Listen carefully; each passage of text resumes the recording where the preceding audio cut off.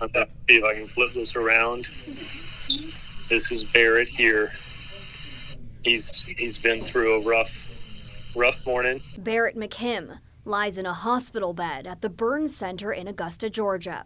The 12-year-old just hours out of his second surgery following a fiery accident at his Highlands, North Carolina home Thursday.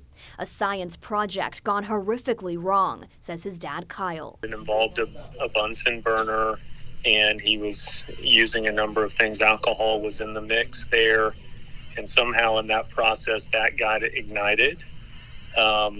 And kind of blew up and back into his face. Hannah, he's burned on about 50% of his body. And my understanding is that about 20% of those are 3rd degree and about 30% are 2nd degree. Fortunately, he was wearing protective glasses, which certainly helped, but he was wearing a synthetic shirt, which ended up being a real contributor in kind of the fire staying and trying to get that off as it kind of melted away. Barrett's mother. This is Caroline.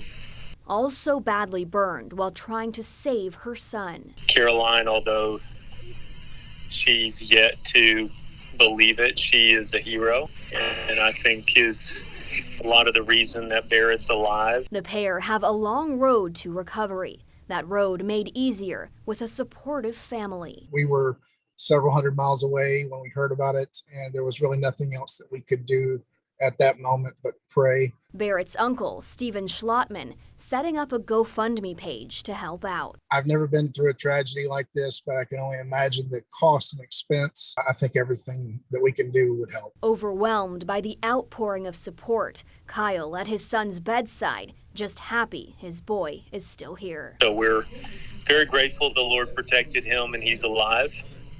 And we continue to pray for healing for his little body and for his future. We know God has a real purpose for him.